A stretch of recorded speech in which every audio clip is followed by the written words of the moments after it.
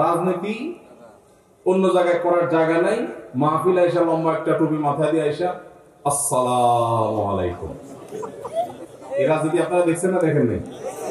একটু শান্ত হয়ে বসো না, একটু শান্ত হও, একটু স্থির হও না। পুরো লক্ষ লক্ষ মানুষ, আমি তো দেখতে পাচ্ছি কত লক্ষ লোক হয়েছে একটা জায়গায়, কোনো সমস্যা নাই। এখানে কয়েকশো ছেলে পেলে এই ধাক্কা ধাক্কি, আইন শৃঙ্খলা বাহিনীর ভাইরা, এই যে পুলিশ ভাইরা, আর কিছু বলার দরকার নেই আমার দিকে। আমি এখন পরিকল্পিত কিছু হতে পারে এই ধারণাও করতে হবে আমাদের।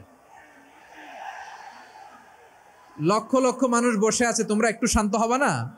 হ্যাঁ বসো। তবে মোবাইল সাবধান, কারণ পরশুদিন কুমিল্লায় মাহফিল শেষে শুনলাম যে 20-30 জনের মোবাইল নেই। আমার ক্যামেরাম্যান তার পাওয়ার ব্যাংক নিয়ে গেছে, একজনের 2টা। তো আপনারা যারা দাঁড়ায় আছেন, আপনাদের ভেতরে ভিতরে আপনাদের খেদমতের জন্য অনেক ভাইরা আসছে, সাবধান কিন্তু। এই রিস্কটা আপনাদের দান ও পাবলিকের বেশি। বহুত তো বুঝাইছি, বসেন বসেন নাই, দাঁড়ায় রয়েছেন তো, মোবাইলটা বাসা পর্যন্ত যেন নিতে পারেন সেটি খেয়াল রেখে। ওয়াজ মনোযোগ শুনেন না শুনেন, মোবাইলটা সাবধান রেখে।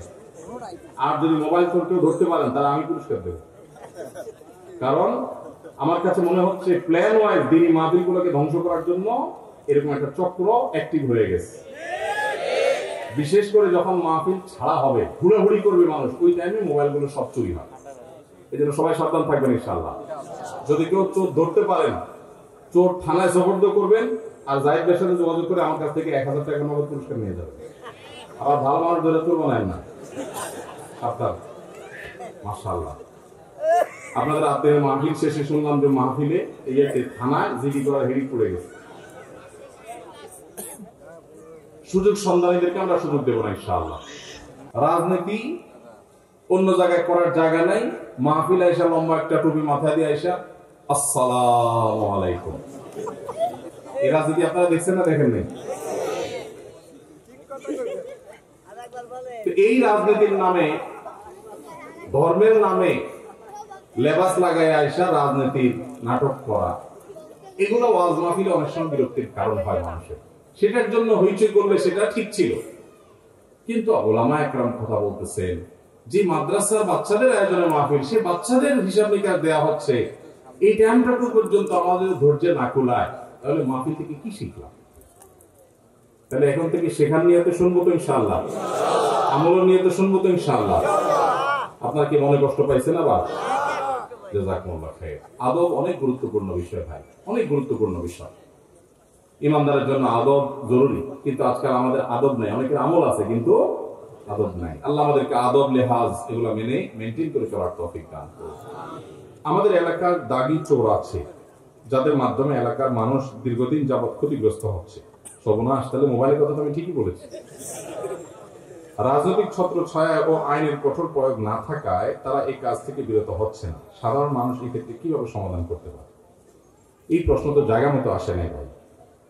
এটা কোনো প্রশাসনের ব্যক্তি, রাজনৈতিক নেতাকে দিলে উপযুক্ত হইতো। আমি তো ভাই শরিয়ার মানুষ, আমাকে মাসালা জিজ্ঞেস করলে ভালো হতো। আমার যে বলতেন যে এই চোরের মাইর দেওয়া যায় হবে কি, আমি সেটার উত্তর দিতে পারতাম। এখন কিভাবে আইন শৃঙ্খলার উন্নতি ঘটাবেন, এটা তো আমার সাবজেক্ট না ভাই। আমি এটা নিয়ে পড়াশোনা করি না, মানে এক্সপার্টিসও নাই, তো আমি কিভাবে বলবো? তবুও শুধু প্রশ্ন করেছেন যেহেতু, সেহেতু বলা যে আসলে এই যে একটা কথা প্রশ্নের মধ্যে উত্তর আছে, রাজনৈতিক ছত্র ছায়ায় এদেরকে অনেক সময় প্রশ্রয় দেওয়া হয়। আপনি নিজেই লিখেছেন।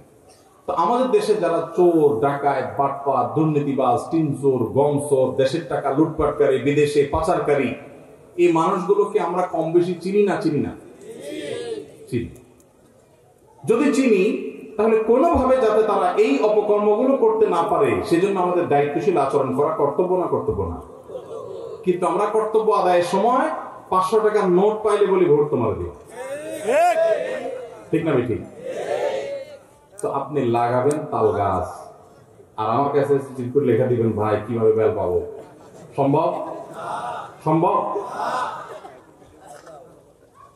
আপনার এলাকায় কে চোর বাটপারদেরকে জায়গা দেয়, মাস্তান পালে, গুন্ডা পালে, মানুষ খুন করায়, এগুলো আপনারা জানেন না? যদি জানেন, তাহলে সেক্ষেত্রে সেই অন্যায়কে সামান্য কিছু টাকা পায়া আপনি নিজে আবার সেই অন্যায়কারীকে অন্যায় করার সুযোগ দিচ্ছেন, ঠিক না ঠিক? এই অনাচার বন্ধ করার জন্য আমাদের সবার শক্ত হাত করা যথেষ্ট। আমরা যদি শক্ত হই, আমরা যদি সবাই দায়িত্বশীল হই, আমরা যদি সবাই নিজে নীতিবান হই, তাহলে সমাজের চুরি, ডাকাতি, দুর্নীতি সব বন্ধ করা সম্ভব। এই দেশটা এটা শেষ হয়ে গেছে নানাভাবে। আমরা নিজেরা অবশ্য প্রশ্ন দেওয়ার ক্ষেত্রে বা অন্যের কাছ থেকে আশা করার ক্ষেত্রে, এক্সপেক্ট করার ক্ষেত্রে আমরা 3 মাইল লম্বা এক্সপেকটেশন করি, নিজের বেলায় নাই। আমি কিছু উদাহরণ দিলে বুঝবেন। ধরেন আপনি রিক্সায় যাচ্ছেন, একটা বাস পাশ দিয়ে যাচ্ছে, পানি আছে একটা গর্তে, যার সময় ছাপ করে একদম ফুল স্পিডে পানির উপর দিয়ে চাকাটা নিয়ে গেল, আপনার জামা টামা সব ময়লা পানিতে ভরে গেল। আপনি তখন কি করেন? বলেন যে আল্লাহর বান্দা ভুলে করে ফেলছে, থাক, এটা বলেন? আপনার সারা জীবনে ছোটবেলা থেকে যত গালি শিখছেন, সবচেয়ে বড় গালিটা বরাদ্দ করেন লোকটা। হ্যাঁ আমার এই বেয়াদব, আর কি ভদ্র গালি হলে যদি বলেন অন্তত বেয়াদব তো বলবেন। এরপরে বলবেন যে কিছু শিখে নাই, কত অমানুষ দেখো কিভাবে গাড়িটা চালা নিয়ে গেল, আশপাশে কিছু দেখলো না। আপনি তাদের 14 গোষ্ঠী উদ্ধার করে ফেললেন, সে খারাপ খারাপ জিকির শুরু করে দিলেন। এবার আসেন, আপনি যখন ওই বাসের যাত্রী হন, আপনার যশোর থেকে মাগুরা যাওয়া লাগবে, অল্প সময়ের মধ্যে যাইতে হবে, সময় কম। বাসওয়ালা এমন টানা টানছে, যাওয়ার কথা 1 ঘন্টা 50 মিনিটে পৌঁছে দিচ্ছে। আপনি বাস থেকে নামার সময় ড্রাইভার সাহেবকে সাহস দিয়ে বলতেছেন, ভাই মাশাআল্লাহ মাশাআল্লাহ। আপনি একের ড্রাইভার ভাই। তাহলে বোঝা গেল আপনি নিজে যখন ফাঁসেন তখন ড্রাইভারের 14 গোষ্ঠী উদ্ধার করেন, আবার আপনি যখন বাসে উঠেন তখন ড্রাইভার যত যত জোরে চালায় বলেন যে বাবা মাশাআল্লাহ, এই লোকের 14 গোষ্ঠী বোধহয় কখনো বিমান চালাচ্ছে। এটা কি ভণ্ডামি না? ভণ্ডামি না? এটা কি বিচারিতা না? বিচারিতা না? আপনি যদি রাস্তায় উল্টাপাল্টা গাড়ি চালানোকে খারাপ মনে করেন, তো আপনার নিজের বেলা আসলেও সেটা মনে করতে হবে। আমরা বেশিরভাগ মানুষ এসব বিষয়গুলোতে নিজের দায়িত্বটা আমরা বোঝার চেষ্টা করি না।